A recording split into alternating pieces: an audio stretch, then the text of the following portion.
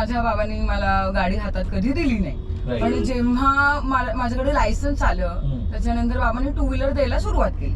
मग मला असं वाटलं की हा टू व्हीलर का, मी पण फोर व्हीलर चालवणार. तर बाबांना म्हटलं की बाबा प्लीज मला शिकवा. तर बाबांनी शिकवली पहिली गाडी मला. पण मला समहाव ते नाहीच, म्हणजे जमलंच नाही, झेपलं नाही. तेव्हा म्हणाले तू काय काय करशील ग, नाही नको. आणि मला तुला एवढ्या लांबवर पाठवायचं म्हणजे मला दिवसभर टेन्शन की ही नीट जातीये ना, नीट येते ना बाबा, सगळं नीट.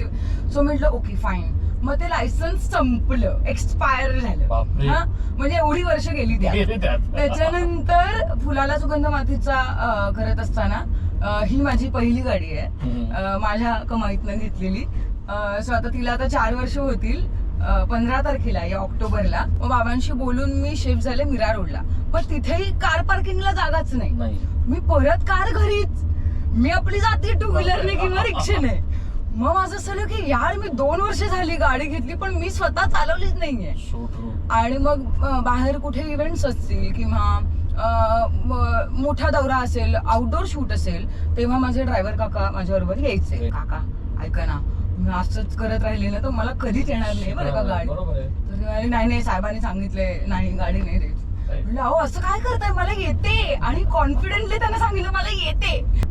तो जो प्रवास म्हणू शकतोस त्याच्यात मी प्रॅक्टिस केली असं म्हणायला हरकत नाही. आणि एक दिवस मग बाबा म्हणाले की त्यांना डाऊट आला, त्यांनी एकदा खिडकीतनं बघितलेलं. ते बोलले नाहीत पण फार. त्याच्यानंतर म्हणाले काय ग, तर मी म्हटलं काय झालं, तुला गाडी येते. म्हटलं हा गॅप झालाय पण येते बऱ्यापैकी. अच्छा चल मग आपण जाऊया ड्राईव्हवर. तर म्हटलं बापरे. आणि तुला मी सांगते आताही मी आता 2 वर्ष झाली मी आता ड्राईव्ह करते स्वतः, पण मला बाबा बाजूला बसले की गाडी चालवता येत नाही. प्रत्येक नाही एक केओस असतो. आम्ही गाडीत असलो की अगं राईटला बघ, अगं मागे बघ, अगं स्पीड बघ.